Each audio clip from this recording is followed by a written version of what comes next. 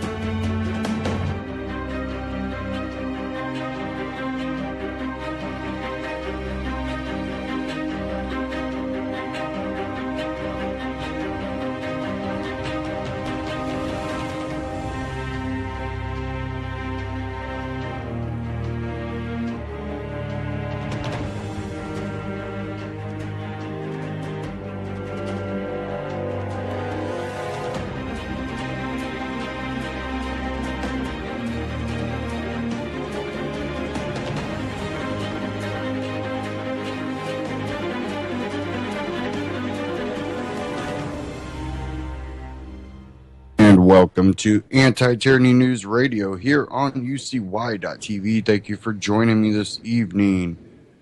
Oh, why is my volume so loud? Let's see if we can fix that. There we go. That should be better. Maybe.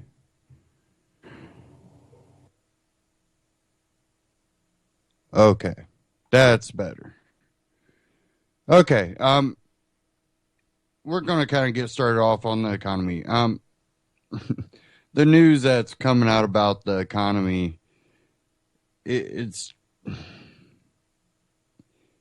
you have the statistics coming out, and then you have Obama out there, which I have an article covering that. I also have one article here, record 94,708,000 Americans not in labor force.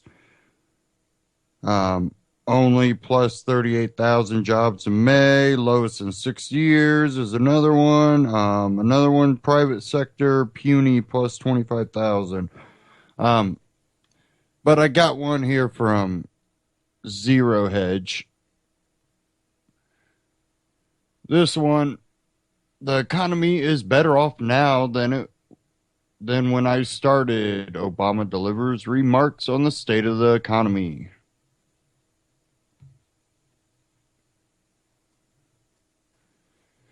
Says here, no fiction peddling will be allowed at Obama's speech taking place in Elkhart right now. And yes, this was in Indiana, not too far from where I was. But it says here where the president is delivering his well-oiled sermon on how the economy is better off now than it at the start of his presidency. Just ignore the facts. And they have one graphic here. It has a graph showing student loans are way up. Another graph showing food stamps way up. Another one showing federal debt way up, and it all happens in the highlighted area, which just happens to be Obama's presidency. Also, printing money jumped and spiked way up, and right before it already spiked way up, literally right before his presidency. Before that, it was just a slow incline. Then it jumps up. Literally right in the months before his presidency. Then healthcare costs, bam, those are skyrocketed. Then a graph showing labor force participation. Since his presidency, it's been diving. Black inequality has actually gone up during his presidency. Median family income has dropped, and home ownership has dropped. Now, again, this is at Zero Hedge. The title of the article is "The Economy is Better Off Now Than When I Started. Obama Delivers Remarks on the State of the Economy." And you can look at those graphs there, and it also has the remarks from Obama, but it has the whole speech, actually, which is hour and a half long. Of course, I'm not going to play that. But that one just out at Zero Hedge. And one of the things it talked about, before I get into these other articles here about the labor force and everything, maybe, if this didn't just freeze up on me.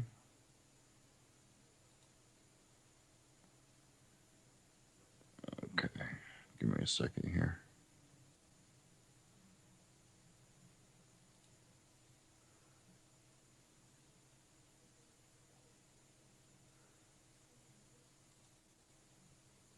Okay.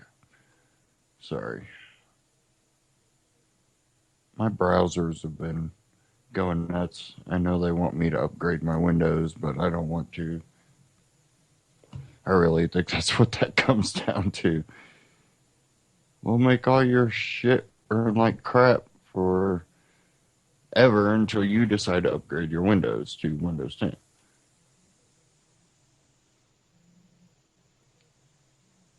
Okay. Um, but it showed on one of the maps, it showed food stamps up, student loans up. Well, it's kind of funny because Ron Paul did a MythBusters today, and it's a more generous Social Security. And Social Security is something you pay in and you expect to get out. Well, they continually rob Social Security, which just makes it another way for them to transfer wealth. And food stamps, welfare state, and when you see student loans going up, can't work for your student, your college classes anymore, just working a job because, well, there's not a lot of jobs. A lot of the jobs that college students used to get are now occupied by grown adults, even some with business degrees. I think business degrees have become such a joke anymore because, I mean, it seems like everybody and their brother has some type of business degree. And it's just like, well, everybody has a business degree and you're working, beside me, and I don't have a business degree. And, if you had a business degree, shouldn't you be doing something different? Oh, that's because, well, if everybody has a degree, then there tends not to be a spot for everybody. Let's say everybody decided to become a doctor. Well, then you won't need to go see a doctor because you're already a doctor. Well, the whole market gets flooded that way too. Now they make it, in a way, easier for some people to get, degrees. There was one guy I know that he had his associates or bachelors in something, and the guy, really wasn't, I don't know how to even say this. It wasn't that he was dumb, but he definitely didn't have a level of intelligence that would say, hey, I would want this guy, doing this. And I just couldn't believe it. And a lot of the reasons he mentioned, it was pretty easy, you just basically copy stuff and memorize things. Memorize it long enough for a test and then forget about it. It's basically how he said it. And I'm like, well, that's because we have, all these colleges and institutions out here that, people do online courses. And I'm not saying that all these places are ripoffs, but really when, we have so many and so many people that have the same degrees thinking, well, it doesn't matter what you get a degree in. Well, kind of really does, unless you're becoming some, scientist, surgeon, doctor, even then I think that a lot of that's pharmaceutical funded. Therefore, you're getting only the results that they're wanting you to find. So it's really funny. But then we have people that can't find jobs.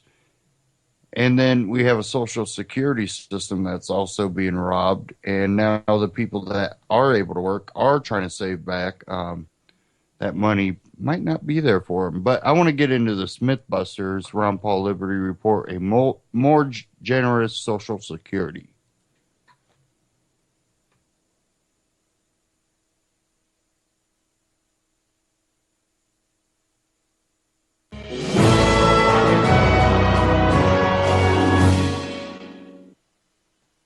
Everybody, thank you for tuning in to the Liberty Report. Today is the day we do Mythbusters, and our co-host is Chris Rossini, and Chris is also the editor of the RonPaulLibertyReport.com. Chris, good to have you today. Hey, good morning, Dr. Paul. Great to be with you. Well, are we going to deal with some myths that need to be refuted? What do you have? Yes, we are. And we're going to leave it to a bankrupt government to make even more promises and to promise even more money to the people that it owes. Just yesterday, President Obama was out and about talking about how it's time that we finally made Social Security more generous. So we're going to cover the big Ponzi scheme that would make Carlo Ponzi and Bernie Madoff blush Social Security today. And we'll start with the myth of retirement itself. Actually, this is something the government made up itself. And arbitrarily, they picked an age where people can stop working and then go on the government dole. So, Dr. Paul, please talk about how this all started and also why you didn't fall for it, because you're past the retirement age that government created and you're still working very hard every day. Right. Well, it's happened to start, I remember it very well because I was born that same year in 1935. So I came about at the same time Social Security has come about. But this idea, that Obama says, well, we want to make it more generous. That's sort of like saying we're going to make everybody rich because we're going to mandate a higher minimum wage. Even though people produce at $7 an hour, we're going to make sure they get $15 an hour. And lo and behold, and everybody gets surprised, unemployment's, the employment rate goes down. So this promise that Social Security will take care of everybody in their old age is a total myth because the government has nothing. Oh, well, we'll collect it. But there was some sinister thinking going on back then because it was purely political. It was the middle of the Depression, 1935. People were hurting as a consequence of the government, as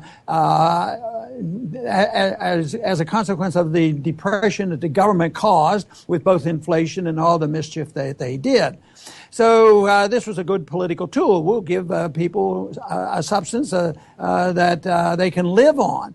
But they also said they wouldn't get it until they were 65. Well, it just happened that back then, not as many people lived past 65 as they do today, so the numbers have completely changed. So our population is getting much bigger, and the young people getting jobs are not as plentiful. So it turns out that it is a Ponzi scheme. But this idea that the government can take care of us and make us feel good about our retirement, I think retirement is very important, but I think people have to feel productive. I think one of the reasons people get unhappy is because they've been conditioned, even as young people, that they deserve something, free education, entitlements, and they have no sense of satisfaction by doing something.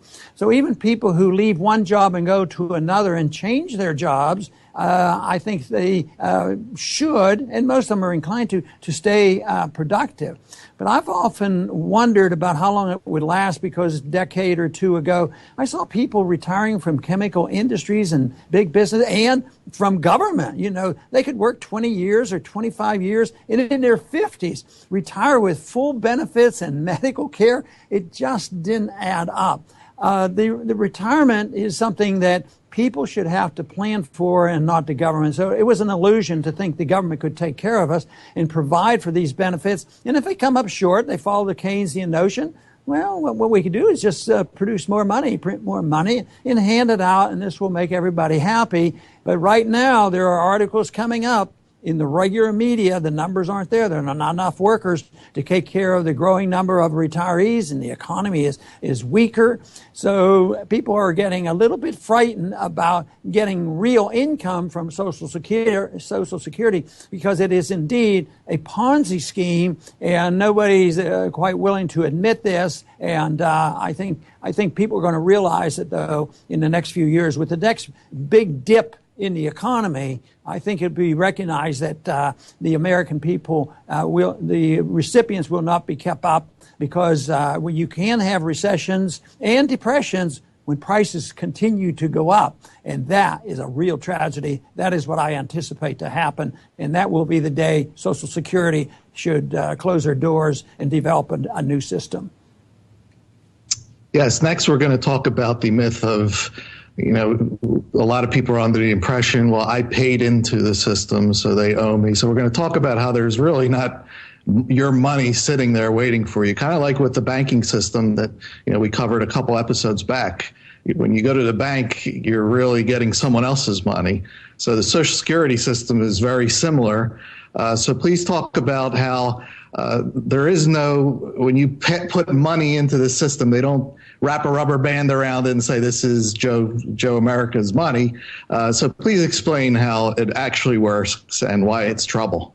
Well, it doesn't work because the money isn't there, and the recipients are receiving money that's coming in. That's why it's a Ponzi scheme.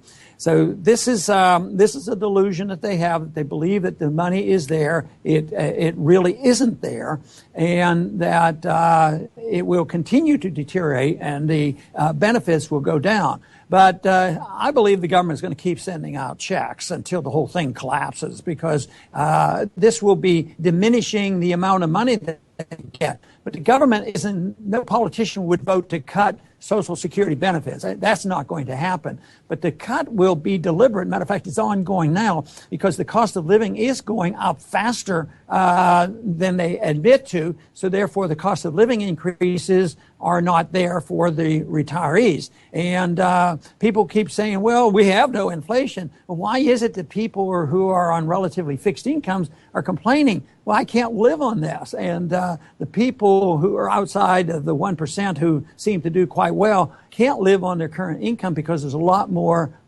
inflation. So I think this is, there's going to be an end point to this, and we're fast approaching this. So we need to get the people be prepared for this. The whole thing is that this has been around for so long. People have this confidence that it's going to continue.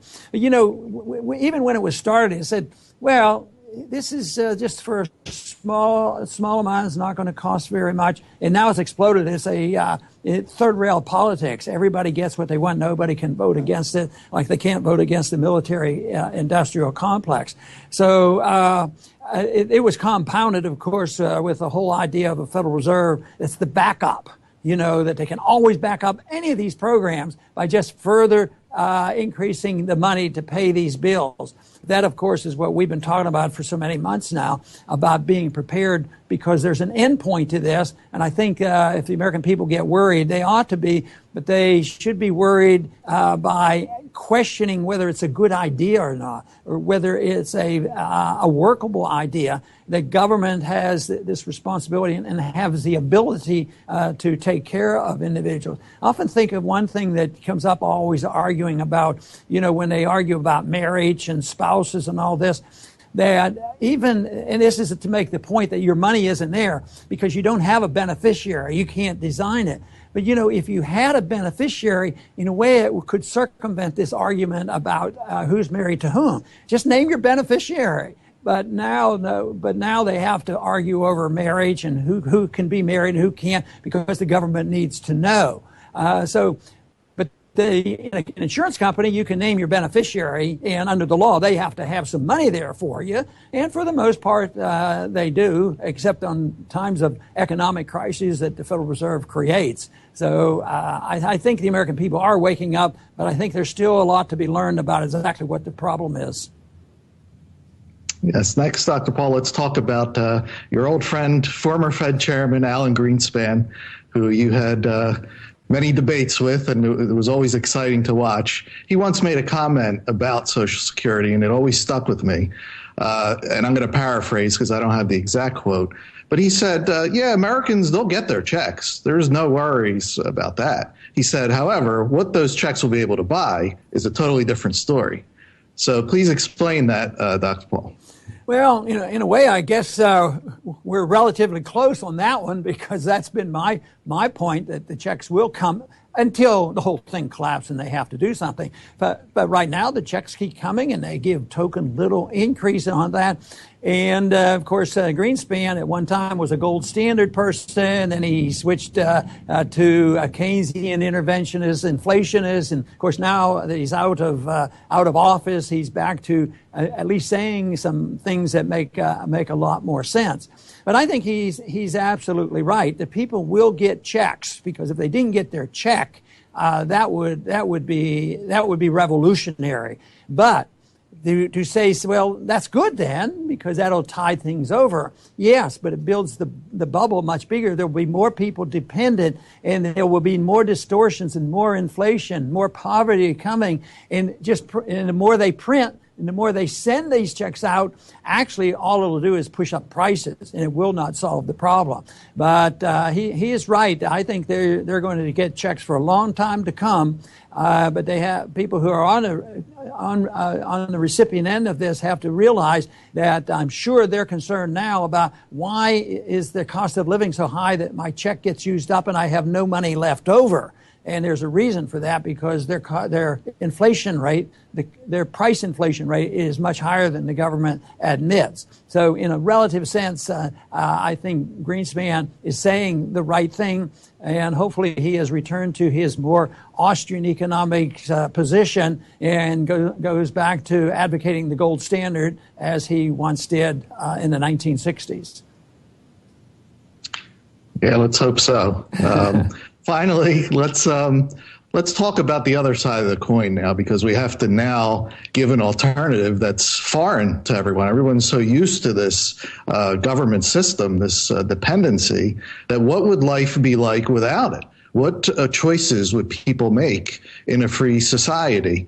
How would they make their decisions on how to save and think about their retirement? Obviously, people lived before Social Security existed. People weren't just dying in the streets without it. So please explain what a free society would look like without Social Security. And of course, we may have the opportunity to present that case. We don't know what will happen with the economic collapse and what we'll do, whether we'll restore sound money and get a different foreign policy and get out of economic intervention and get rid of the Fed and these kind of things.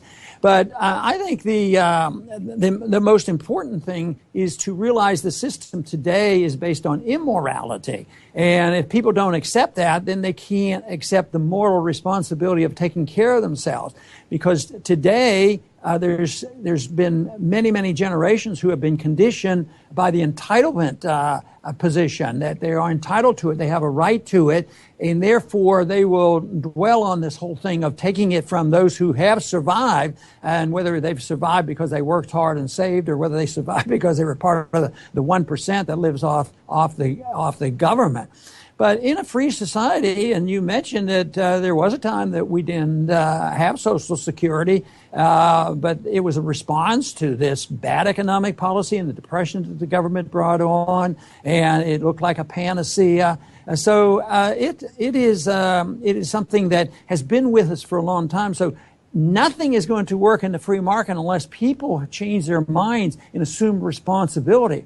But there's a good case to be made, because I remember what it was like, when Social Security existed, but it was very, very small. But I was raised in a home where there was not a whole lot of wealth, and parents and grandparents were taken care of by the family. I remember my grandfather being ill, and he had physicians, but the nursing care came at home, and things were just done differently. The responsibility was on the family. But today, no, the responsibility is that if you don't follow the dictates of Obamacare and buy the insurance, well, you go to the emergency room anyway, and then you get free care. And it's a conditioning.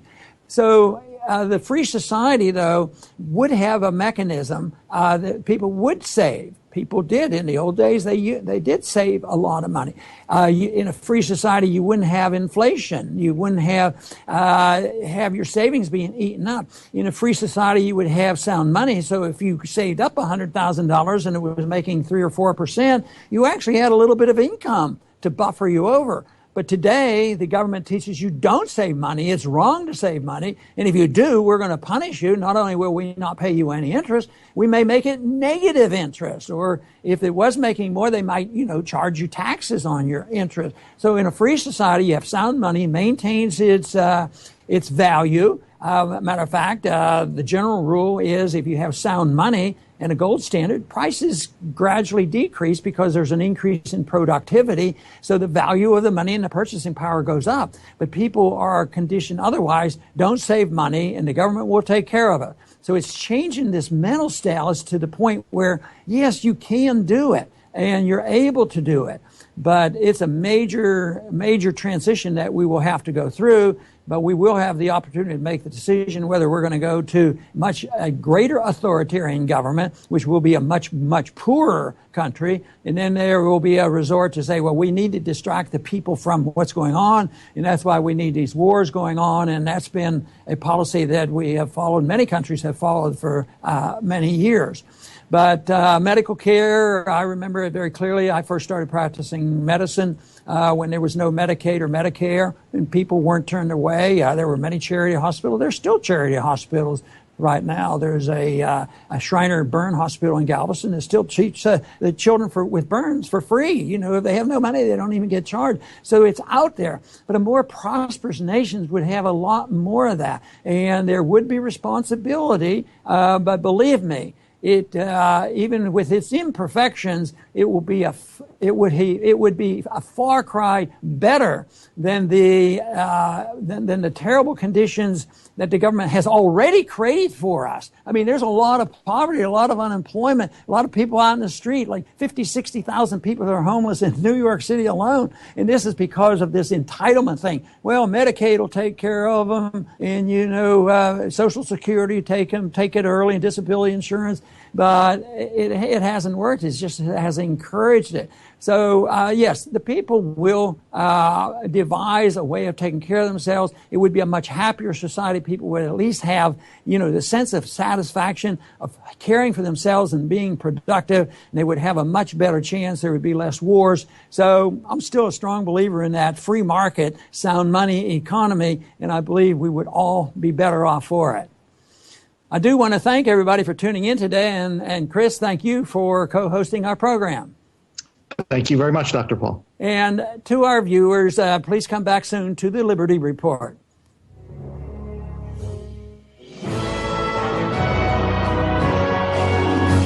Ron Paul Liberty Report, RonPaulLibertyReport.com, and Ron Paul Liberty Report on YouTube. Check them out. That was Mythbusters, a more generous Social Security Ponzi scheme.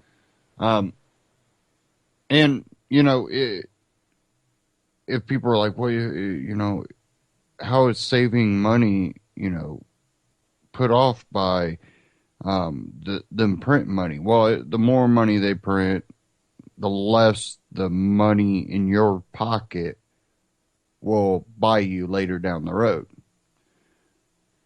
And, of course, the alternative they give you is, well, you should take that money and invest it in a 401k and in the stock market and bonds. And yeah, you might gain a little bit, but that's after you constantly lose and gain and lose and gain, and hopefully you sell it on a gain side. Cash out. But it's one of those things they don't ever tell you, put some of your money in gold and silver. That way, you can hold your value. They always try to convince you that, oh, you're going to make money on it because you invest this much and you get this much back. But the time you go to cash that out, the price of things may be quadruple or even more, the price for everything. So they aren't really telling you the truth, because really what you're doing is you're waging and betting on, the stock market and bonds to hope that it will give you back a return, and hopefully more than just a return when it comes to the purchasing power of your dollar. So that gain you're hoping will take up for inflation, taxes, every other little thing that pops up that makes living more expensive. And you're really hoping that it'll even give you more than that, so that you can live a little bit nicer for a little bit longer.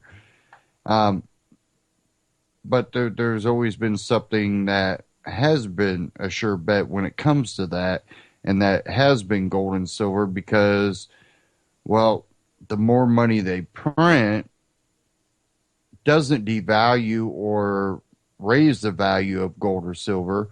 What it does is devalues the dollar, therefore it takes more dollars to buy the same amount of gold or silver.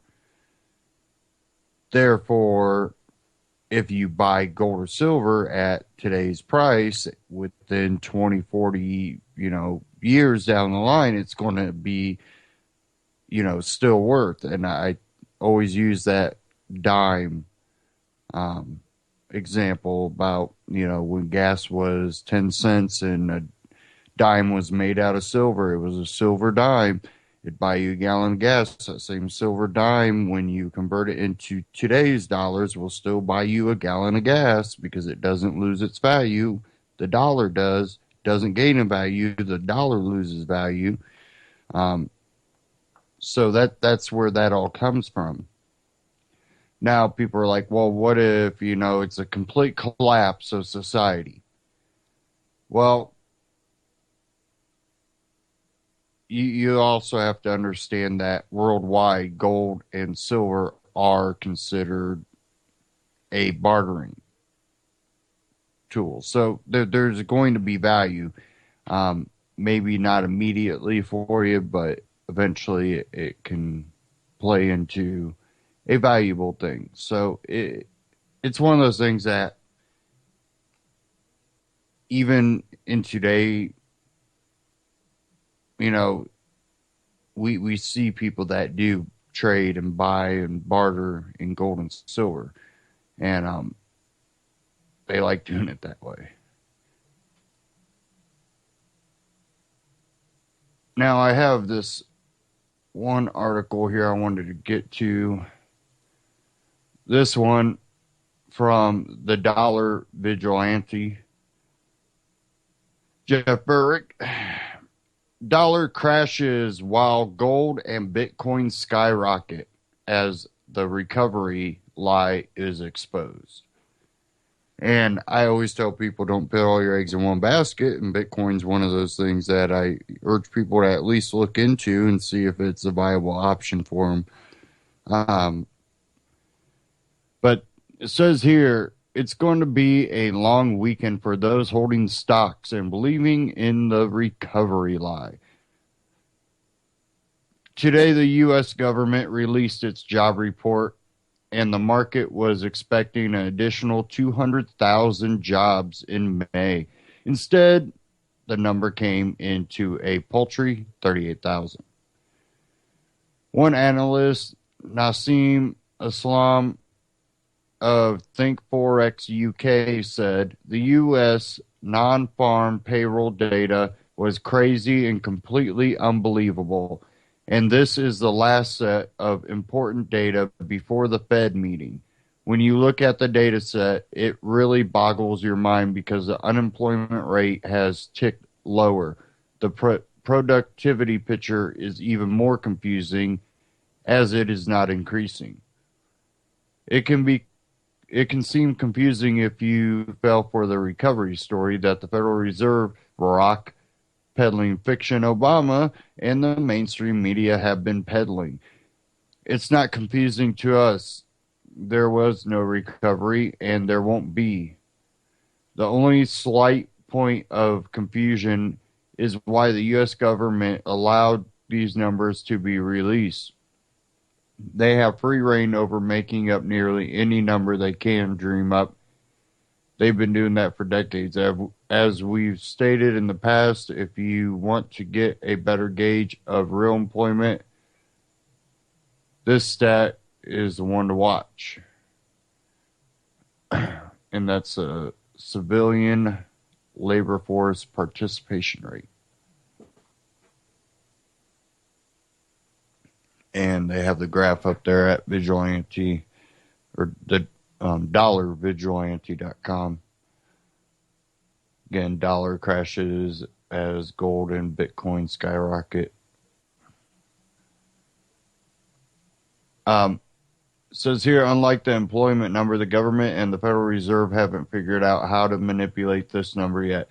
As can be seen by this statistic, the U.S. has been in a depression since the start of the millennium.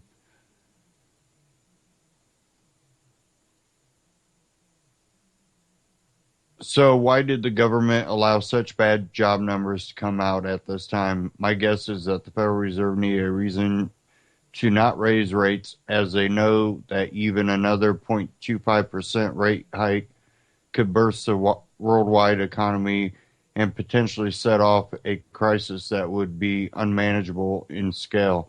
And we believe that the big crisis is planned to begin this fall, or perhaps somewhat earlier, maybe in August like last year.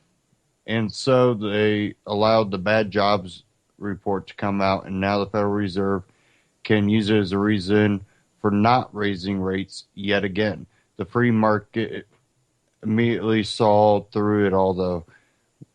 Within minutes, the U.S. dollar took a massive dive by currency standards, falling 1 entire cent in just a few seconds.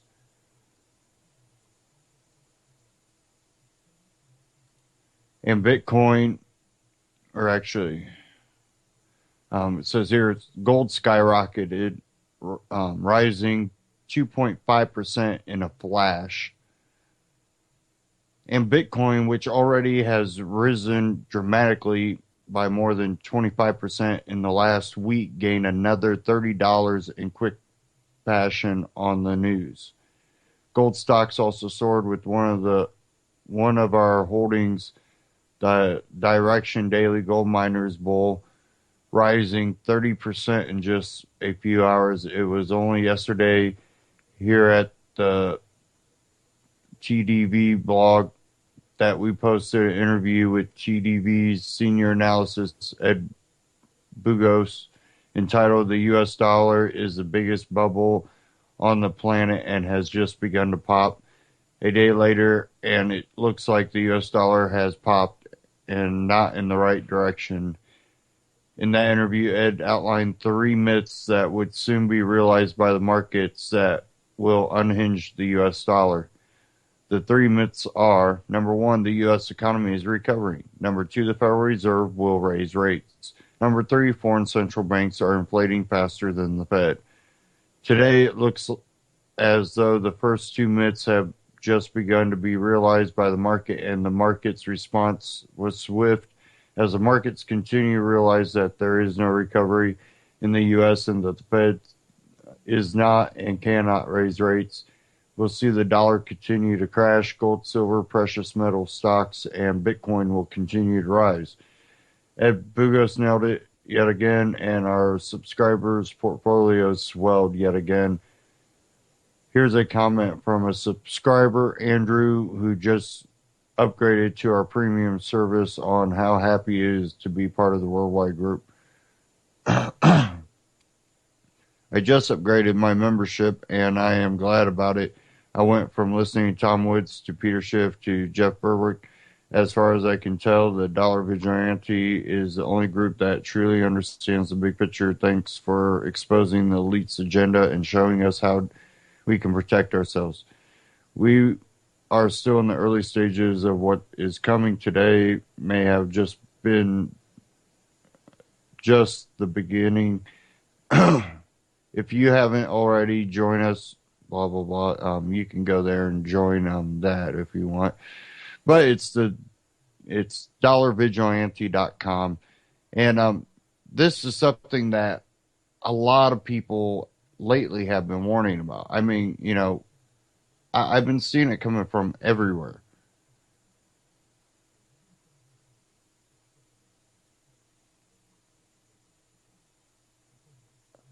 Okay. Sorry.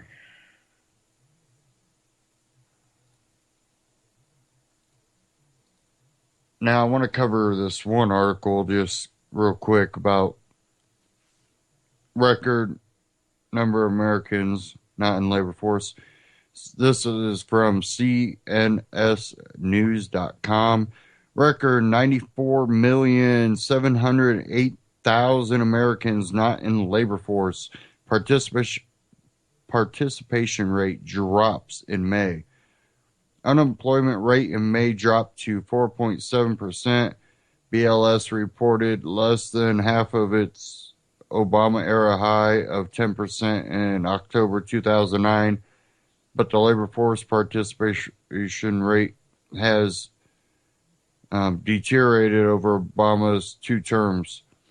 A record 94,708,000 Americans were not in the labor force in May, 664,000 more than in April, and the labor force participation rate dropped 0.2 of a point to 62.6%, near its 38-year low.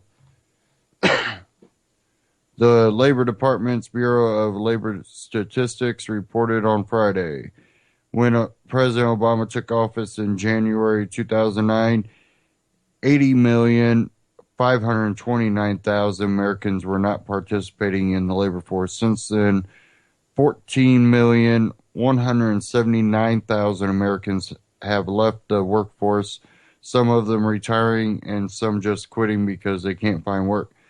By almost every economic measure, America is better off than when I came here at the beginning of my presidency, President Obama told the people of Elkhart, Indiana.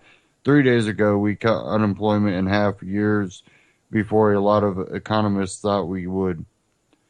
The unemployment rate in May dropped to 4.7%, reported. BLS reported less than half of it Obama-era high of 10% in 2009.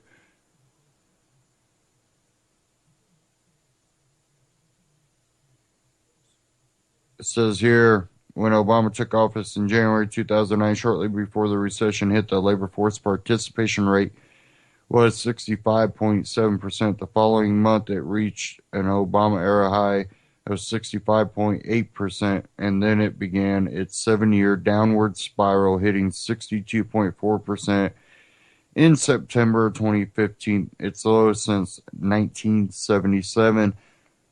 The 62.6% participation rate in May 2015 compares with 62.8% in April and 63% in March. BLS noted the rate has declined by 0.4% percentage point over the past 2 months, offsetting gains in the first quarter. In May, according to the Labor Department's Bureau of Labor Statistics, the nation's civilian, non-institutional population, consisting of all people 16 or older who were not in the military or an institution, reached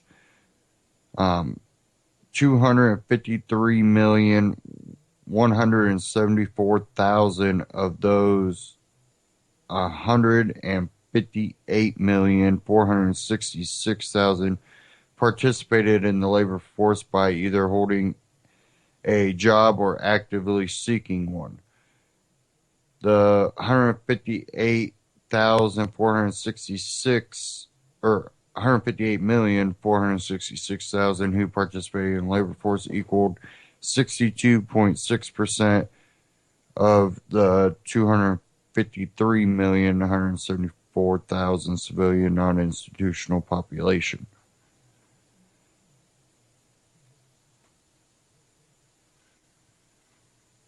And that one goes on. But, we've been warning of this, every time they keep coming out going, how the economy is just getting better. We're like, no, in your dreams, maybe. And being someone that, looks at a lot of the things that are currently going on in the industrial, factory settings and stuff. Factory I work in on weekends, makes a product or many different products for a lot of other industries. So we make things that, have to be replaced at times. And when they're not ordering things, that means they're not running maybe machines or, whatever they run is hard as they normally do. They're not having to replace things. They're not having to, keep up on, making sure things aren't being wore out. It really shows what's happening. Everything from,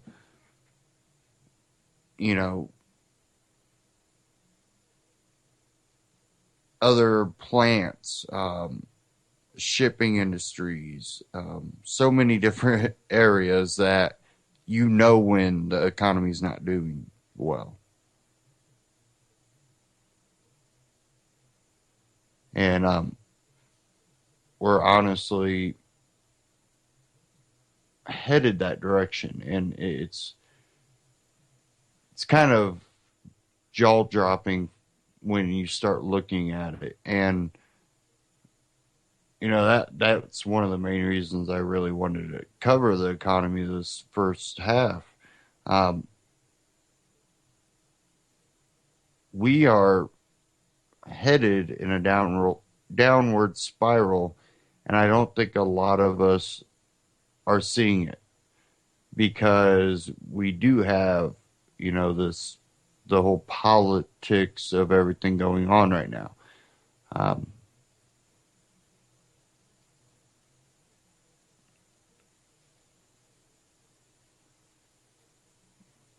I just don't see exactly, what we're going to do to fix this with anybody that's running right now, that, out of the two parties. So if we had someone that literally was going to open the doors for the free market, the true free market, to burst open in America, it could be over for, all the other countries trying to become the new people on the block. Our economy could actually prosper again. But it also takes someone that's willing to look at our monetary policy. I have one more clip I want to play on the economy, because this came from Jim Rogers. This out of AMTV, Christopher Green. But Jim Rogers warns of economic collapse worse than 2008. And there's certain people that are aware, might not be talking about it, but when you see them, put out their advertiser that they get their gold from, and they truly are concerned, and I've been concerned too. Again, I buy gold and silver.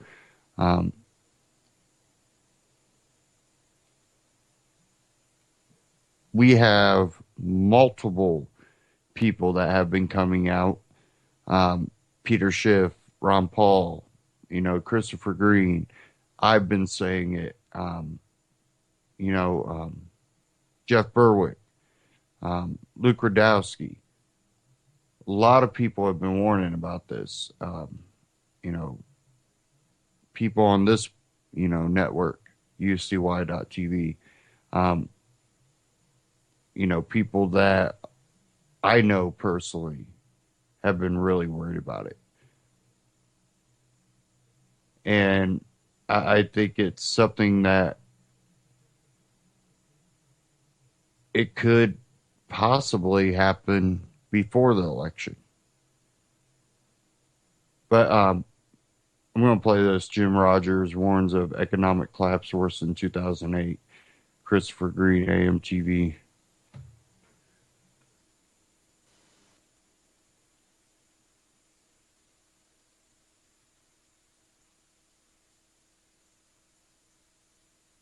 Christopher Green, and you're tuning into AMTV, Alternative Media Television. Today's video, you'll learn about the Great Withdrawal, collapse worse than 2008 coming. It's a serious business, folks. I've been making videos for 7 years now, since 2009, and I've been warning that as a result of Federal Reserve policies, a criminal private institution, that we have an engineered wealth transfer occurring in this country, which is largely been the byproduct of the past several years. All these funny money policies, quantitative easing into infinity, Operation Twist, ZERP to NERP in places like Japan, Europe, and potentially soon here in the United States. But that instead of fixing any of our problems, reducing the debt, getting rid of criminal politicians and criminals at the Federal Reserve, we've actually only compounded the same existing problem. It's going to be much worse. You should watch RT-TV. It's going to be much worse. We had a problem in 2008 because the debt was very, very high. Now the debt is much, much higher all over the world. Next time we have a problem, it's going to be worse than 2008. You should be very worried. You should be very knowledgeable, and you should get prepared. This has been a byproduct of the administration of Barack Obama. And our politicians largely being bought and paid for by the same corporate criminal Federal Reserve New World Order interests that have a very specific agenda: to steal from you, to rob you, as we move through a structural collapse, deleveraging, and decline of America and the U.S. dollar. So what can we do to protect ourselves? And also in today's video, I want to talk about a few different scenarios and outcomes that I see potentially coming down the pike. Scenario number one: the Federal Reserve, having reduced interest rates essentially to zero, where they have nowhere else to run or hide. They've shot that last bullet. They're pinned against a corner like Rocky, but they haven't been lifting weights, so they're extremely weak and they don't know how to throw a punch. Maybe entering a period similar to what we saw in the 1970s known as stagflation. Regardless of who is profiting, we're all going to pay because this country runs primarily on oil. Jay Backus joins us now live with an analysis. Jay, where are you? At a downtown Ohio, Bill, where, as you can see, the price of unleaded tonight is $73.9. That's high enough for any of us who can remember when premium was $27.9. But $73.9 is not as high as it's going to go. Today's OPEC increases are expected to drive the price of unleaded up to a national average of 77 cents per gallon. But on steroids. This is scenario number one. Doesn't mean it's going to happen, but it's a possibility among the three possibilities that I see coming. And I'm going to explain each of those three. They've been unable to manage the quote-unquote soft landing of 2% inflation, which they say is safe, and managing unemployment, which they like to see around 5 to 7%, even though we know that the numbers that they give us are bullshit because they've been massaged and doesn't include people that have dropped out of the workforce and have stopped looking for work. I mean, I know countless people that have been laid off and just stopped looking for work altogether. But those people aren't counted. You know, same thing with the core CPI, where they don't look at things like energy costs, for example. It's total bullshit, even though there's inflation all around us, whether or not it's food or housing. I mean, our costs of living have only gone up in recent years, but they tell us there's no inflation. So the Federal Reserve enters this period of stagflation, like what we experienced during the 1970s, of essentially zero growth, which is what we have now, in an environment where inflation begins to rear its ugly head, you know, soon to be out of control. The only way that the Federal Reserve can respond to a stagflation type environment is by hiking interest rates. Now, there's been an itty bitty beep bump of about, 25 basis points, but essentially interest rates are at zero. So the Federal Reserve could be positioned backed into a corner where they're steadily raising interest rates in an environment at the same time prices are rising out of control and the economy is collapsing. The worst possible, worst case scenario. So that's scenario number one, stagflation and the Federal Reserve raising interest rates into an economic collapse. Not a good scenario at all. Scenario number two is instead of there being inflation and that actually taking root, nothing happens. They keep interest rates essentially at zero. Maybe they even go negative, as I predicted might be a likely outcome in the not too distant future, just like what we see in Japan and parts of Europe right now. And there's no growth, there's no inflation, but just an immediate deleveraging, death spiral collapse. So tell me, how bad are we talking about? I mean, you've been talking about this impending recession for a while now, ready to strike United States, for instance. But, you know, we see American economy picking up. The unemployment rate is going down. So why does it keep postponing itself? Wait. First of all, you listen to government figures. You remember the Soviet Union? The government had a lot of numbers that were very good. The United States now puts out a lot of figures that are not legitimate, accurate figures. You look at unemployment. What they do, for instance, they just stop counting many people. Say they're not looking for a job anymore. So the numbers are artificial in the United States. Yes, some parts of the U.S. economy are doing very well. If you're on Wall Street or if you're in finance, you're doing fine because the government has been printing a lot of money and a lot of debt has been put out. But this central bank is making all of our lives much worse. And the next crisis and the one after that, if we survive the next one, it's going to be really, really bad. And for those of you that think that's an impossibility, just hearken back a couple years ago to 2008, 2009, where residential real estate prices collapsed over 50% overnight in states like Arizona here locally or in Nevada or California. And too big to fail banks actually failed, but didn't fail because we bailed them out through an engineered wealth transfer that was a part of the scam in the first place. But, you know, I've done other videos on that scam. That's scenario number two. There is no growth. There is no inflation, just a debt deleveraging collapse all at once. And the Federal Reserve can do nothing. The third scenario, which is actually the best scenario, and I honest to God hope it's the scenario that plays out, it's what the criminal Federal Reserve is betting on and planning for, is that they're able, through this miraculous voodoo at the Federal Reserve, you know, pulling the strings of the global economy in coordination with other central banks. And we know how good they are with that because we just had the worst financial crisis in the history of the world, are able to manage and massage like a masseuse the United States and global economy into a perfect quote-unquote soft landing. They just do everything right. Janet Yellen is a genius. Just like Alan Greenspan, who lowered interest rates to zero and created a magnificent bubble that later popped, was a genius, right? Just like Ben Bernanke was an absolute genius. Just like how everything has gotten better, right? Isn't everything better in America today? So that's scenario number three. They're able to manage the shit show into the perfect, beautiful, miraculous, la-la land soft landing, which I honest to God hope that they do.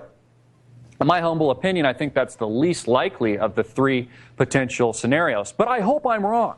I hope we don't experience scenario number one or scenario number two, but we get three. It's just they constantly know what they're doing, and there's no business cycle again. It's just growth into infinity, because that's also what the Federal Reserve relies on. There's none of this. It's just a straight shot to the moon forever.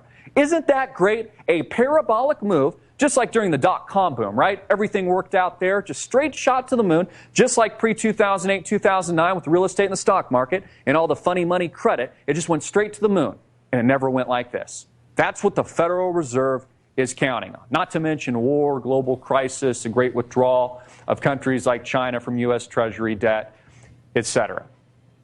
Now, we just put a book out. I just put a book out with Swiss America. I'd like you to check out. It's free. Of course, you can't say no to free.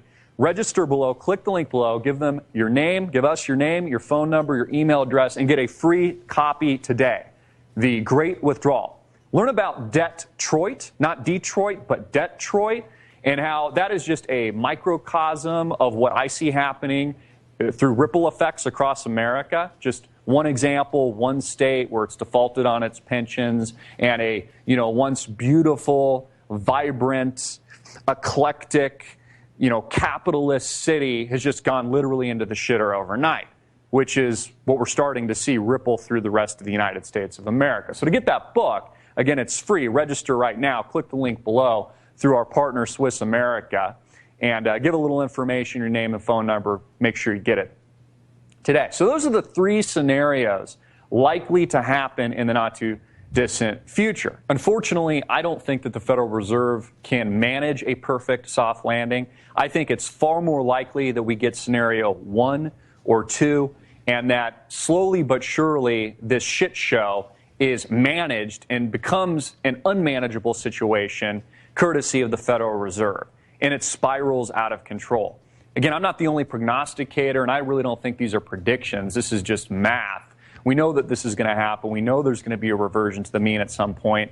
I mean, take a look at how oil prices, for example, have already reverted back to the mean, trading near $50 a barrel when they had collapsed the first quarter earlier this year. The Federal Reserve is starting to see inflation across the horizon, and it's pinned into a corner.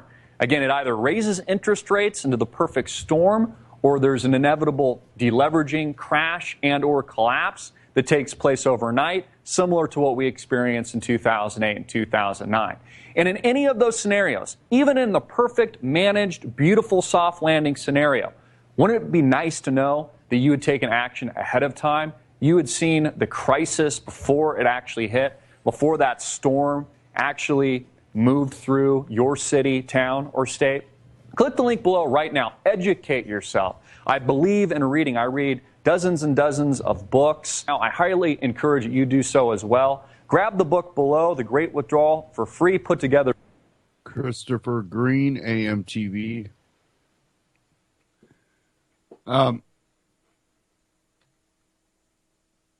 What scenario do you think is going to happen? 1, 2, or 3? Because I'm probably going to wage it on 2. I think that they're going to keep interest rates the way they are, which in reality, they need to raise interest rates, but in the economy the way it is, they were expecting the economy to be great right now. So they'd be able to raise interest rates. But it's not. So if they do, you're getting a double whammy there. Interest rates go up, prices are going up, and most people don't have a job. And it's getting harder and harder, which means that if prices are going up, interest rates are going up, companies are probably going to have to pay more for their product.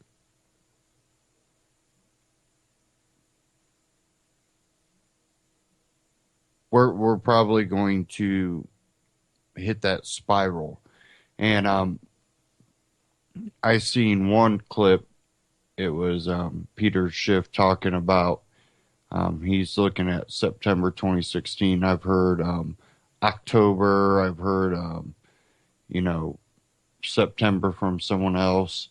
But a lot of people that follow the economy and the monetary policies here in America closely all are kind of leaning the same way I've been leaning. And I was even surprised that the Fed didn't raise interest rates earlier than what they did. And I think that that was one of their mistakes.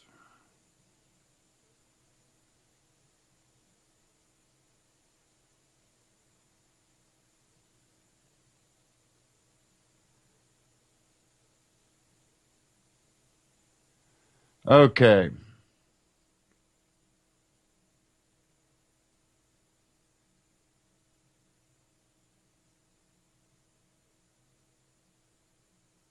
I want to get into some news covering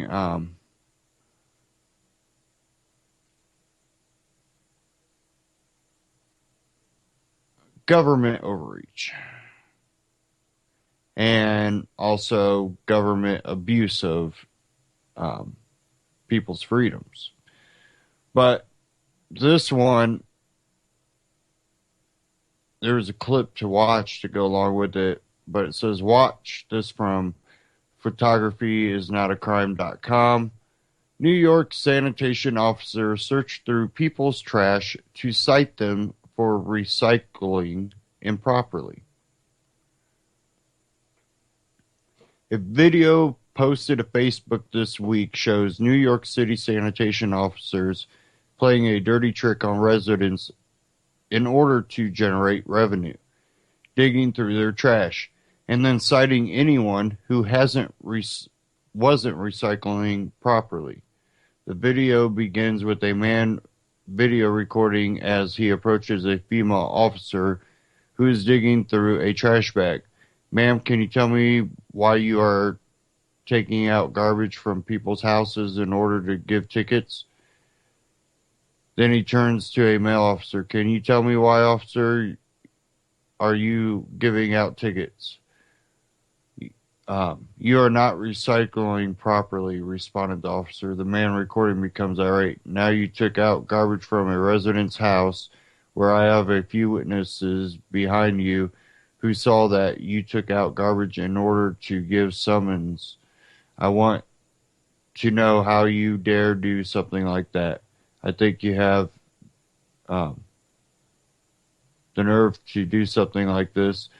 You go from one resident to another in order to take out their garbage because you want to give out summonses.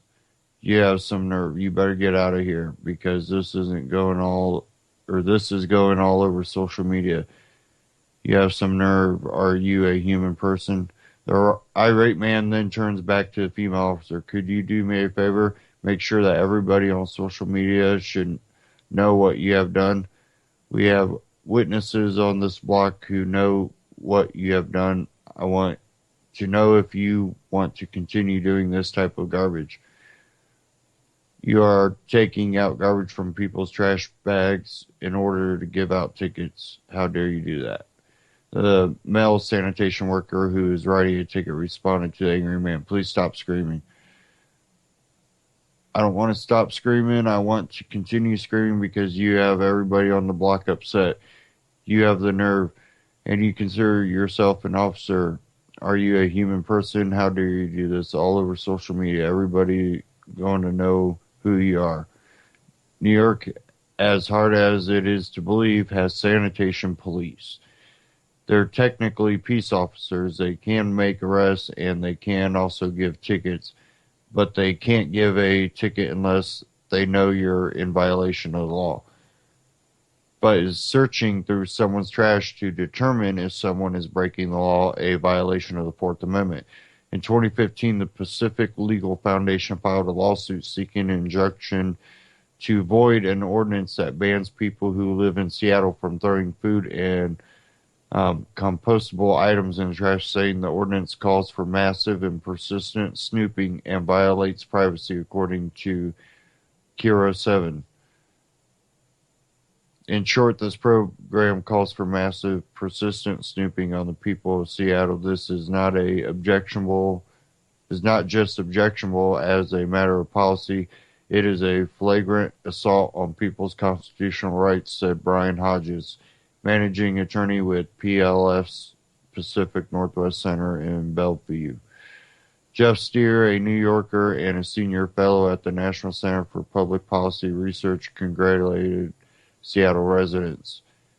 I wish I had thought of that idea myself. I live in New York. We have extremely strict recycling laws. They're moving toward requiring composting as well, first in sports arenas and restaurants and hotels, and then in homes as well. As a New York City resident, I must recycle, he said. If I don't recycle, there will be a $25 fine the first time, a $50 fine the second time, and a $100 fine for the third violation, and a $500 fine for 4 or more violations within a 6-month period.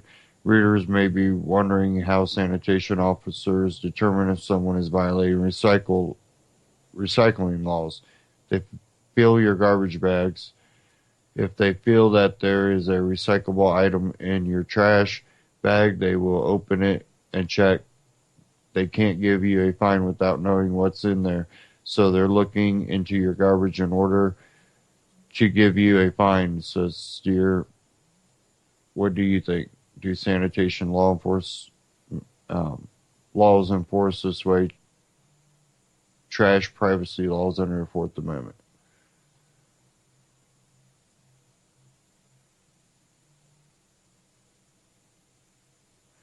And there's an update here. It said last Wednesday, as a result of PLC's lawsuit, King County Superior Court Judge Beth Andrus ruled that Seattle's ordinance allowing garbage collectors to look through people's trash to make sure food scraps aren't going into the garbage was unconstitutional and void, and entered an injunction against its enforcement, according to Seattle Times.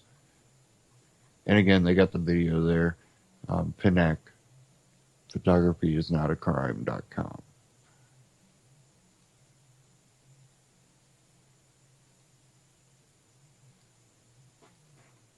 How much time do we got here? Where's my clock?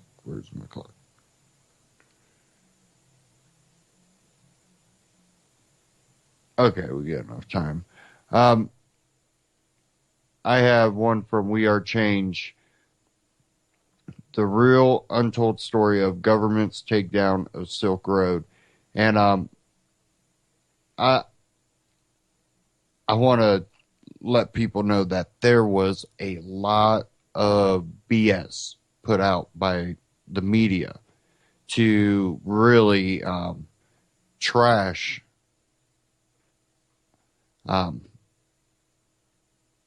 Ross Albright. And a lot of stuff that was put out in the media was already thrown out by the court as basically BS. But somehow the media could continue to put it out and make them look really bad. So it made it hard for people to follow. That's, one of the techniques that government uses, and they can use the media to manipulate the people to believe a certain thing. But I really want to get into this because this is with Lynn Albright, Ross's mother, and there's some never before heard information regarding the case, and it really kind of also goes into internet freedom. But I want to go ahead and get into this. Again, the real untold story of government's takedown of Silk Road. We Are Change, Luke Rudowski. This is Luke Rudowski of WeAreChange.org here at Porkfest, and I'm joined by Lynn Ulbricht, the mother of Ross Ulbricht. And after the case has been over, Lynn has told me just the most insane information that has been coming out that wasn't able to come out before. She gave us a full picture of just the insane kind of measures the federal government went to put Ross Ulbricht in jail for the rest of his life without parole. Now, this information I never heard before, and it's very important to find out what happened because it sets very dangerous precedents for the internet. And also there's a possibility that we could also help out and do something to help Ross out. Now, Lynn, one of the things that shocked me and surprised me is what happened to Reason magazine. What happened? Well, people were very shocked at the sentence. It was draconian. It was over the top. And many people expressed that shock. Few of them were on Reason.com. And you could say they were obnoxious remarks, but they weren't abnormal for the internet. And the federal government decided that it didn't like those, and they issued a grand jury subpoena to Reason magazine to force them to reveal private information about these individuals so that presumably they could go after them and prosecute them and potentially put them in prison. So they were Reason was being forced to do that. And then they issued a gag order that Reason wasn't allowed to discuss this. Wow. So the Reason could even describe what was happening to them because of this, this order that they were throwing at them as well. Now, we also know Chuck Schumer also has his fingerprints all over this case as well. Can you tell us how he is involved? Well, Chuck Schumer initially called for the closing down of the Silk Road in June of 2011. And when Ross was arrested in California, strangely, he was brought to New York to be tried into Chuck Schumer's state. The main prosecutor is Preet Bharara, who was Chuck Schumer's special counsel for a couple of decades. And the judge presiding over the trial is Catherine Forrest, who was recommended by Chuck Schumer for her position. Chuck Schumer publicly convicted Ross before trial, congratulating DOJ, hey, you got your man, good work, before trial.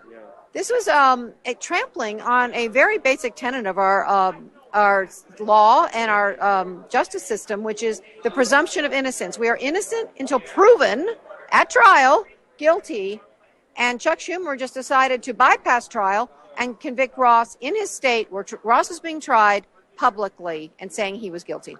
Now, we also know during the court proceedings there was a lot of decisions made by the judge that didn't let Ross defend himself fully. There's a lot of evidence. There's a lot of witnesses. Can you give us just some of the details about what was happening during the trial and why a lot of people online are saying it was rigged from the very beginning? Well, first of all, cross-examination was curtailed. Things that a government agent under oath stated were deemed irrelevant and not, the jury was told to forget they ever heard about it. Witnesses for the defense who wanted to challenge the federal witnesses about Bitcoin, about technology, were blocked from speaking at the trial. And basically, without witnesses and without the ability to cross-examine effectively, it's hard to have a fair trial. In addition, there was evidence that was precluded, and it's come out now that there were two corrupt agents who were using their access to Silk Road to steal almost $1 million, and they had full keys to the kingdom. They could change passwords, reset PIN numbers, commandeer accounts, including the DPR's account, and it's on and on. Private messages, keys, posts on the forum and marketplace. They had full access to the site for almost a year. And this is going to be part of the appeal, because how can you trust evidence taken from the server and from the site when these corrupt agents had access to the whole thing? And when they were operating the site, the defense used families who died from drugs during the sentencing hearing as well. But the federal agents had control of the site as well. Is that correct? The federal government seized the site in June of 2011, and after that, 2 of the 6 people that allegedly died from drugs sold on Silk Road died. And so the federal government had the ability to close it down. But I'd like to say something about that. I feel terrible for those parents of the people who died from drugs. However, to have a courtroom run by emotion is not what's supposed to happen. It's supposed to be facts and evidence. And we hired a forensic pathologist to go through each alleged death, and he concluded, and he's very experienced, that there's no way to scientifically, categorically say that those people died from drugs from Silk Road, or that they even died of drugs, or those particular drugs at all, or even drugs at all. Because one of them had been in the hospital with pneumonia. He'd just been released.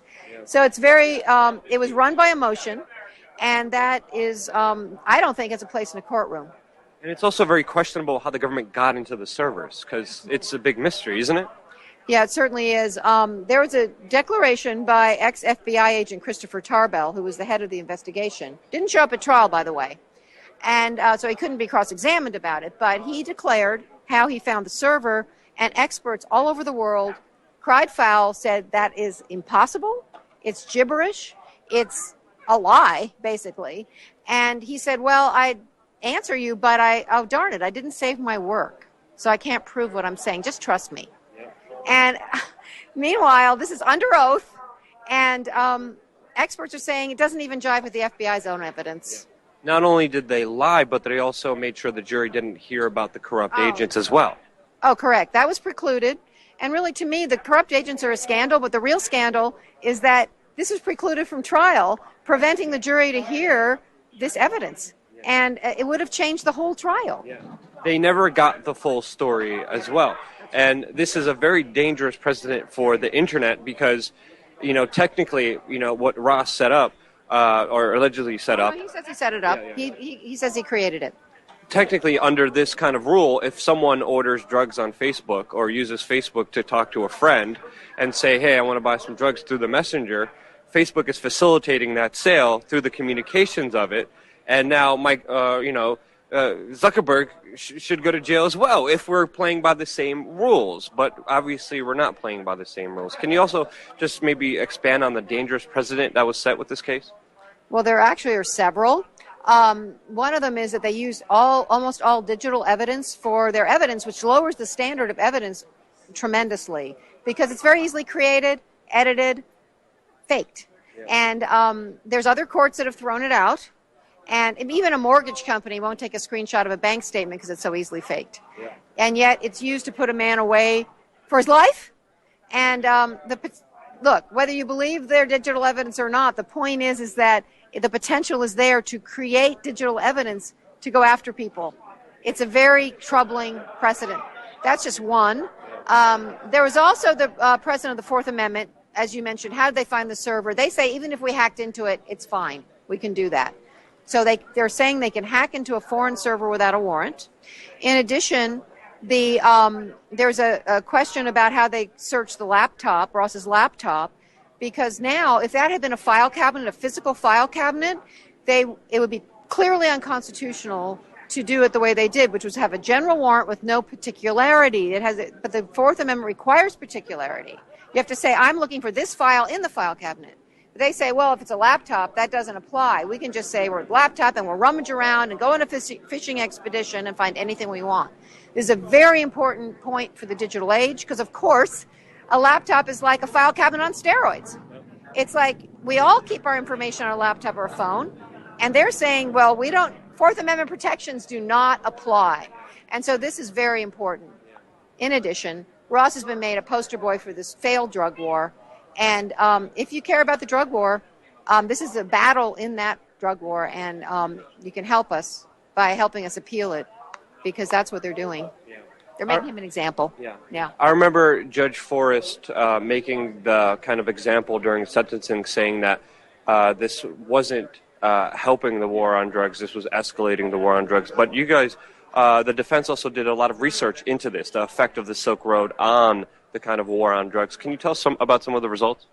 Yeah, well, because they brought these alleged overdose deaths and, this emotional manipulation, not only did we hire forensic pathologists, but there were people who'd done academic research into the Silk Road who came to the conclusion that it saved lives, that it actually removed violence from the drug world, and they were making that point. And the judge dismissed that, said that's not true. And then since then, there was the global survey done in England of 100,000 people who came to exactly the same conclusion that Silk Road did save lives. So, I'm not necessarily defending Silk Road and everything that was on it or anything like that, but that is a point, yeah. That is a very important point because this case is extremely complex, but extremely important. Is there anything else that we missed that people should know that they don't know about this trial that couldn't come out during the court proceedings? Well, of course, a lot of it's come out since. I think people really need to focus on the fact. It's very easy to be distracted. There's a lot of sensationalism around this case. There's, the alleged murder for hire that, by the way, was never charged, never convicted, and that I don't believe for a minute, but was used against Ross. It was used to deprive him of bail, deprive him of a witness list in time, used very heavily at trial, and then at the sentencing to justify life in prison. So, but it was never charged, never proven, never convicted. So that's important to know because I feel like it smeared Ross's name. Oh gosh.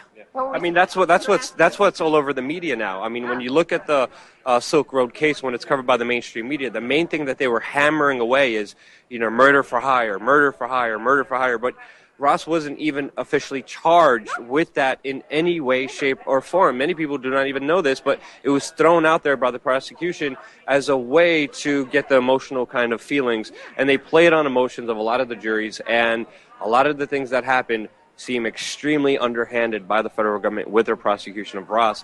And what is the next step? What can people do to help? Is there a chance of appeal? I mean, obviously, the information that you're telling us now that came out after the court case is extremely damning of the federal government. What are the chances of appeal, and how can people help you and Ross out right now? Well, Ross is appealing. And we have the defense is filed, and our lawyer says we have very good points, very, very strong points for appeal. It's not cheap to appeal. We already owe a ton from the trial. Trials are extremely expensive, and going forward, we have to fund this appeal. So we're only one family, and we're not a wealthy family. And, there's no hidden wallet. There's no money out there. We've gotten a ton of support that's gotten us this far, and of course with our own efforts. People can help by going to freeross.org and giving what you can. I mean, even if 1,000 people gave a price of a cup of coffee, that would help. It needs to be grassroots because this is going to affect us all. It's not just about my son, my personal thing. I see it as a bigger battle as well because these precedents, we're at a crossroads in history right now. And we've left the 20th century. We are careening into the digital age, and they are making laws and precedents that are going to impact all of us going forward. And this is a very, very pivotal time in history. And this is a very important battle at that time against the drug war, but also against digital privacy and really freedom. Yeah. So please help us. We need the help. Yes, and these court cases are extremely complex. You were just telling me about the terabytes of information that was thrown during discovery that Ross wasn't even able to look at. Can you just that one last point that I remembered, because this is also just a clear violation of justice, what happened to Ross when he was trying to look at all the documents that they were persecuting him with. Can you just give us this story? Well, apparently, this isn't even unique to Ross. That's what's really sad. This is what they do. Our lawyer said they operate by ambush. They wait and then dump a bunch of stuff on at the last minute so a person can't defend themselves. And they did that throughout with Ross. And in fact, the last week of before trial, they dumped 7,500 pages of very important stuff on. They've had it for over a year.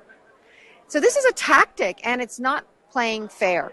And there's a whole list. But it's not just Ross. This is what they do. Yeah. And then was Ross able to see them? They said that they gave him a computer. I mean, the story that you told me before about him having to miss lunch too, is that true? Yeah, I mean, actually, for the kindness of the guards, he finally was able to get some food. Yeah. But for the first part, before he had to either decide between eating and reviewing the evidence. And so he reviewed the evidence, and he was hungry. Yeah. Because you're dealing with not only all those blocks, but the prison bureaucracy too, and it wasn't right. It was we were worried the clock was running out and he wouldn't have a chance, and the trial was postponed. But then they dump more. It's what they do. They also pile on charges. They'll pile on charges for the same action, all different ways. So you're charged. But the same action, all different kinds of ways. And then by the time the sentencing came around, they vacated them, and so he wasn't actually sentenced for as many charges as he was convicted of. And it prejudices a jury, sounds like a worse guy than he is, and they do this routinely, not just Ross, and it also intimidates people into pleading. Because we've got all this against you, then people don't feel like they don't have faith in the trial system. I don't either now. They don't have faith that they're going to have a fair trial. And so they plea, even to sometimes, often to things I've heard that they haven't even done. Yeah. You know, that's what they're doing. And I still remember when you told me how you were visiting Ross and he was just asking you to just get anything out of the vending machine because he was hungry and couldn't eat because he really wanted to review all the charges against him. Lynn, you're an incredibly strong woman. Check out freeross.org, and I love you. Thank you. Thank you. Good. We are change. We are change.org, and we are change on YouTube. Go check them out. I have one here I want to get to if I can get it back up. This was from Reuters. Facebook board seeks curb and Zuckerberg control in event of founder's departure. These new terms thus ensure that we will not remain a founder-controlled company after we cease to be a founder-led company. Facebook Inc.'s board has proposed removing Mark Zuckerberg's majority voting control in the event of a social media giant's chief executive and founder deciding to exit management at some point in future. In a proxy filing on Thursday with the U.S. Securities and Exchange Commission, Facebook's board said it will ask shareholders, misspelled there, to vote on a proposal that would convert Zuckerberg's Class B shares into Class A shares if he is no longer in a leadership position.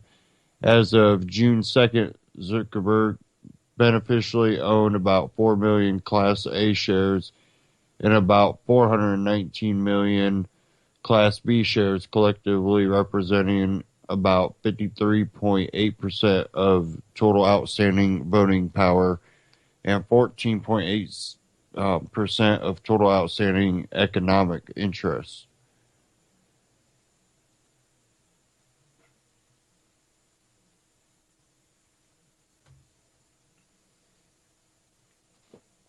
Lost my spot.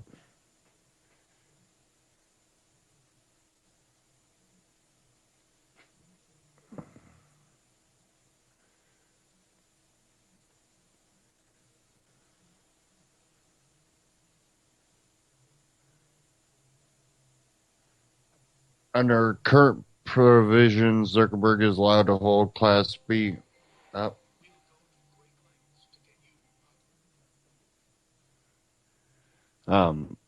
Class B shares and exercise majority voting control, even if he leaves the company. Zuckerberg would also be allowed to pass his Class B shares and possibly his majority voting control to descendants after his death.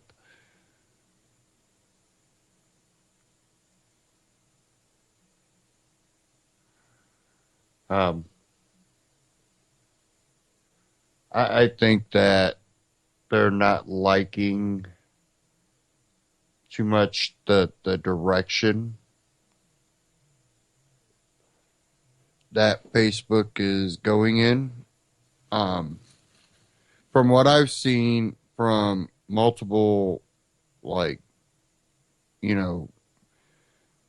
let's say people talking about Zuckerberg, he seems like a kind of very, very I'm above everyone else type attitude.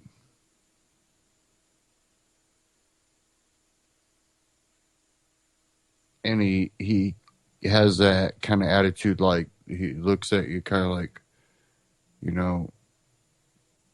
do you even hear yourself type attitude if it's something he disagrees with. But he's very kind of robotish. Not very, socially, you know, I don't even know how to put it. The just from what I've seen and heard, and you know, maybe he's different out of the spotlight. I don't know, but I think that Facebook is headed in a very dangerous direction. But you know, who are all these board people, and are they just wanting more control, or are they wanting to change it? I think is a big issue of that whole deal. But we'll see what happens there. Will Zuckerberg lose his majority control over the company? It's definitely going to be an interesting fight for that. I do have a little good news here from Institute for Justice, IJ.org.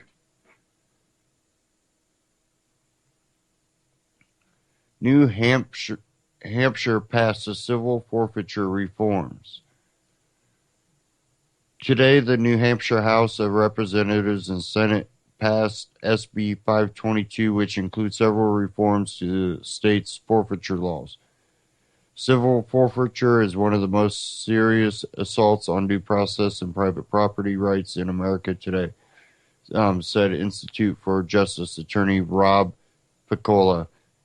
The legislators' vote today means New Hampshire is closer to ensuring only convicted criminals and not the innocent lose their property to forfeiture. The bill makes key improvements to state law by requiring a criminal conviction or a plea agreement to forfeit an owner's property, raising the standards of proof required to forfeit property to clear and convincing evidence, shifting the burden of proof from innocent third-party property owners onto the state where it belongs,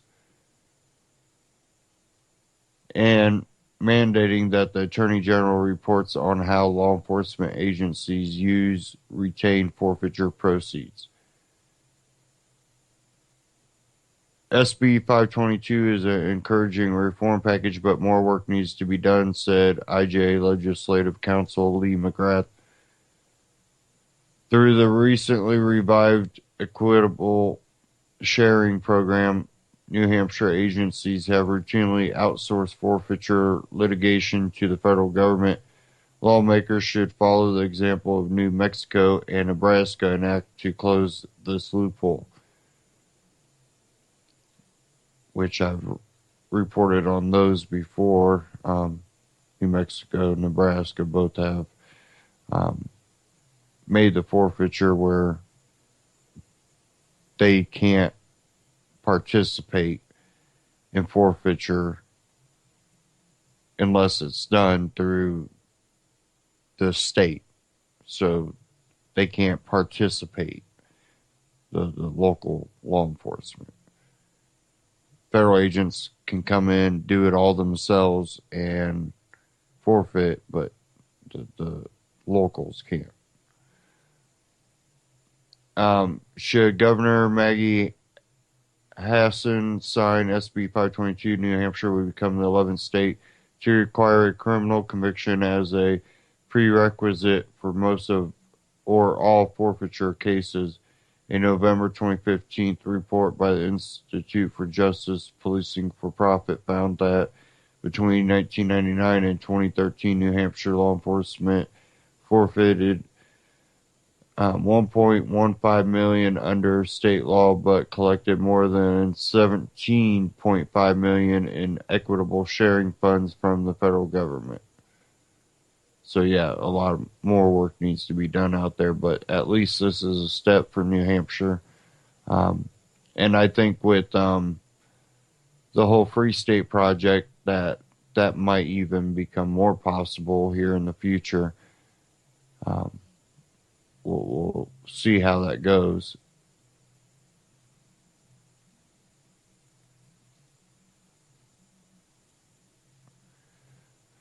Okay, give me a second here. I'll try to get this other article up I had. Maybe. What kind of time we have? Okay, yeah, we're doing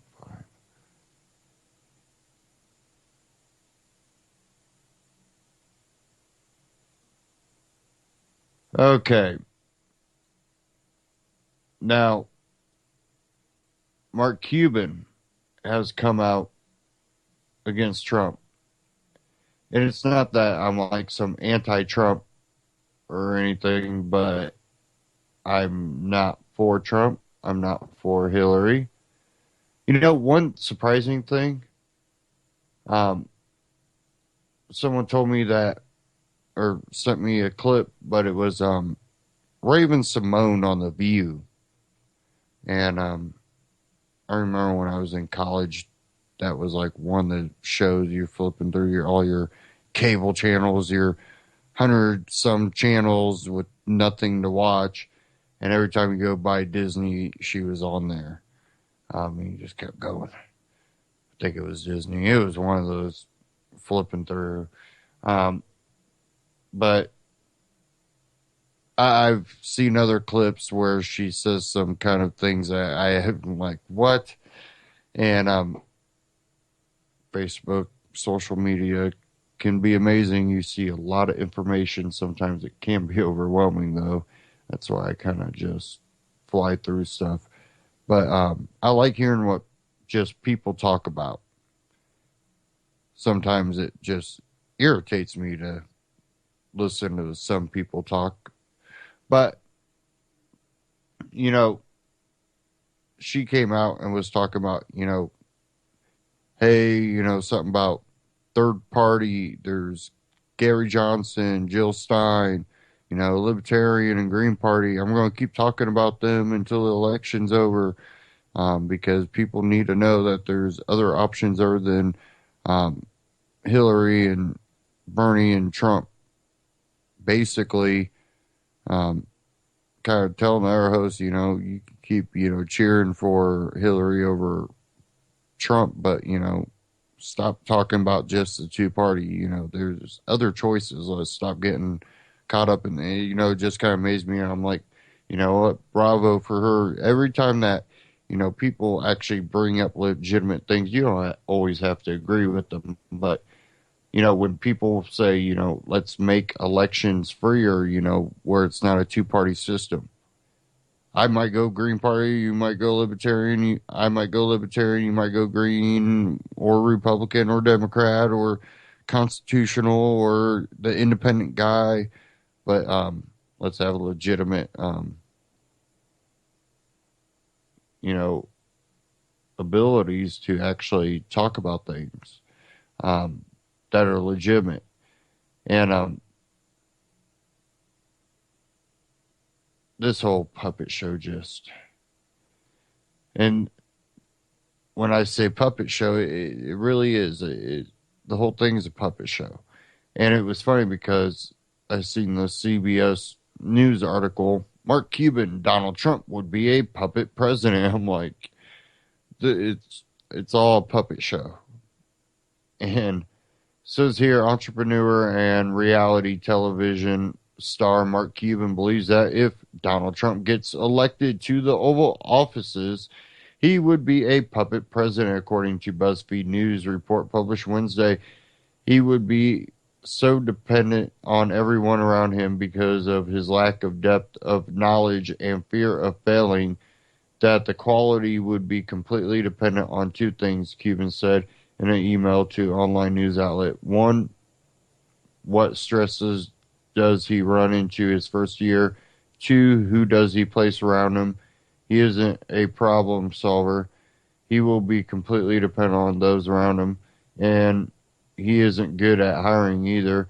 That's why he puts family and he gets credit for having such smart, accomplished kids in so many important positions. That's not feasible here. Cuban predicted that if Trump places the wrong people around him, some crazy things could happen. But if the real estate mogul gets the right people in place, Cuban thinks we may not know he is there, and the Republicans tell him what to do, and he does it. While the Dallas Mavericks owner said he loved that Trump wasn't a traditional politician and he shook up politics, he hated the fact that he hasn't taken learning what's needed seriously enough, and he appears to never have met a lie he didn't love. Cubans musing on a Trump presidency are just the latest in a stream of attacks against the presumptive GOP nominee. Earlier this week, Cuban himself, a billionaire, questioned whether Trump's net worth was really as high as he claimed. And in a tweet Wednesday, Cuban posted a mocking mashup video of Bruno Mars' song Billionaire as sung by Donald Trump. And you can watch that at cbsnews.com.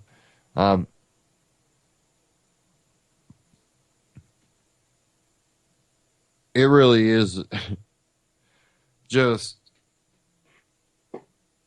you look at all the people, right? I even look at the third-party people that are running, and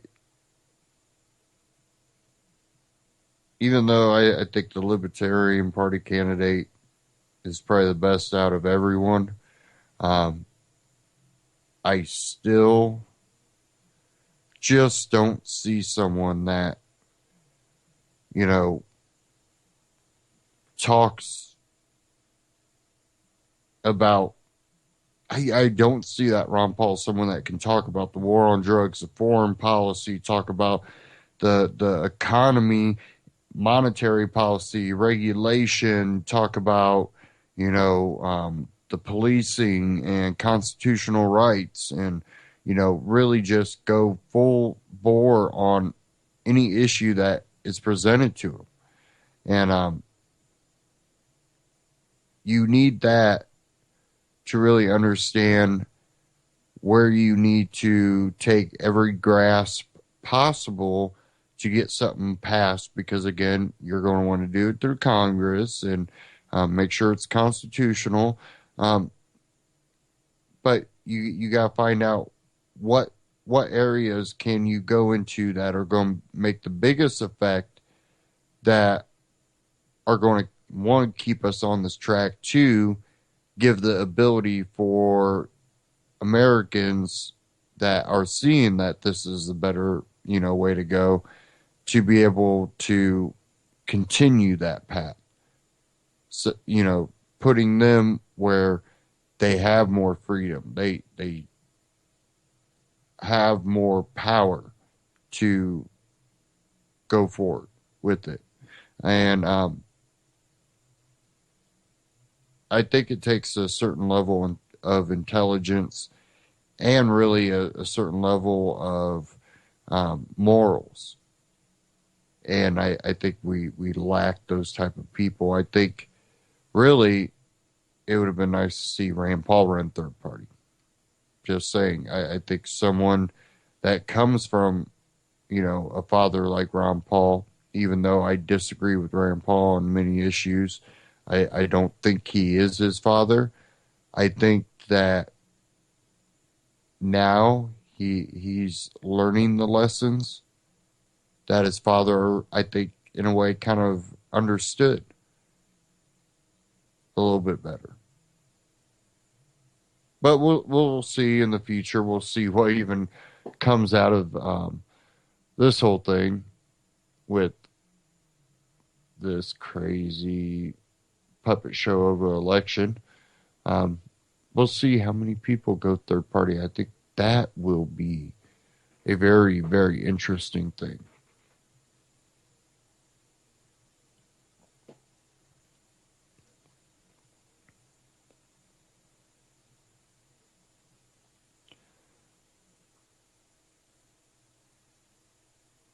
I want to go over this last one right here before we end this broadcast, because I know we are running up towards the end here.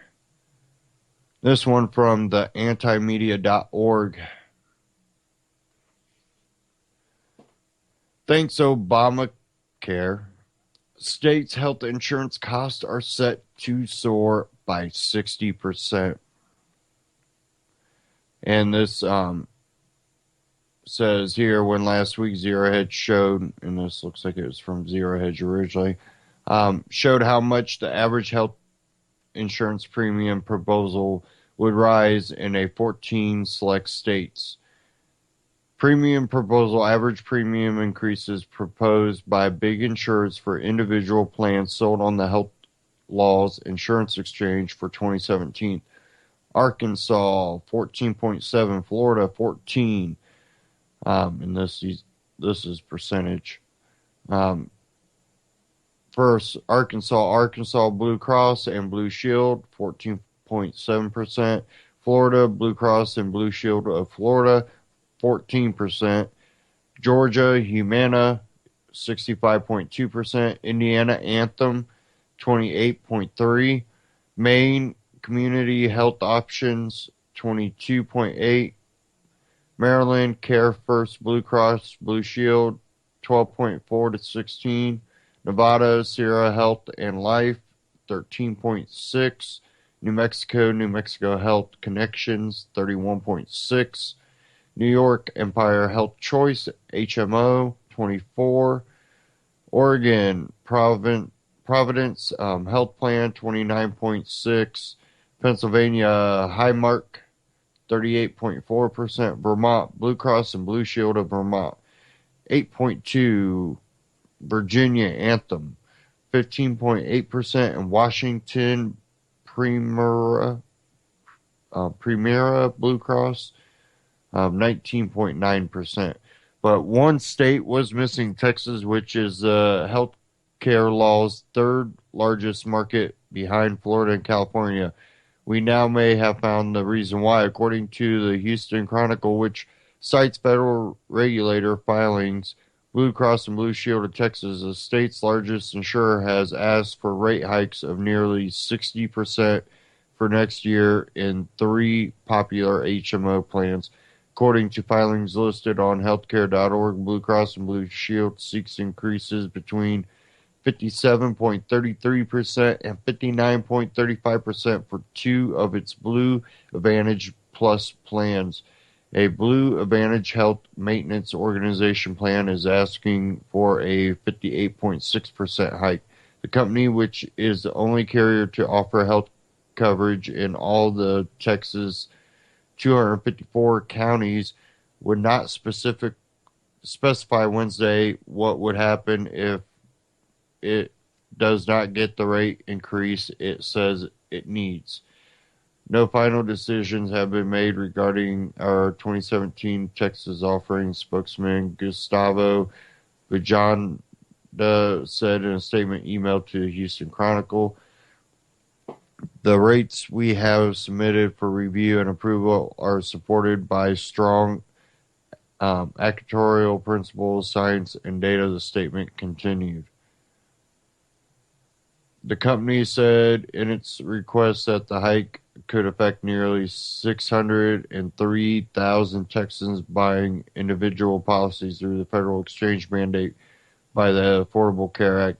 It is not known what increases will be requested for employer-sponsored group policies. The anticipated health risk of the people in any given market is the largest component of determining rate changes, the company's statement said. Judging by the soaring premium, the health risk is likewise going through the roof, which it appears nobody had anticipated 5 years ago when the ACA tax was passed. Blue Cross is not alone. Insurers across the nation have complained vigorously that they are losing money in the federal exchange, as some customers have proven more costly to cover than anticipated under the health care law, and an insurer can no longer deny coverage to someone based on her or his health status or pre-existing condition. Texas Department of Insurance spokesman Ben Gonzalez confirmed that his agency had received requests for rate hikes, but he said that because the insurer had marked them confidential, he was unable to comment on the amounts. He said the department is going to go back and ask more questions.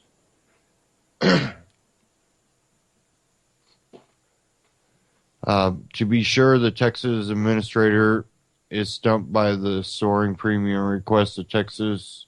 In Texas, a rate request, especially one so large, must be deemed not excessive, unfairly discriminatory, and premiums must be reasonable in relations to the benefits provided, Gonzalez said. In other words, he said the agency will ask if it is it justified? Does the company need this? Something tells us that the answer is yes, and that this is only the start of even greater rate increases in coming years as the full impact of Obamacare on insured top and bottom line is unveiled. Even if Texas balks at the rate increase demand, it is likely to do nothing about it. Stacy Pagug, a senior policy analyst at the Center for Public Policy Priorities in Austin, said Texas typically lacks the teeth in its insurance regulations to block a rate increase. There is not a process in Texas for it to be denied, she said. Ironically, the rate request may escalate all the way to the federal level, since Texas is one of the 5 states that does not determine its own rate reviews for federal exchange. Instead, any rate hike request is checked by the insurance department to make sure it complies with state law and is considered actuarially justified.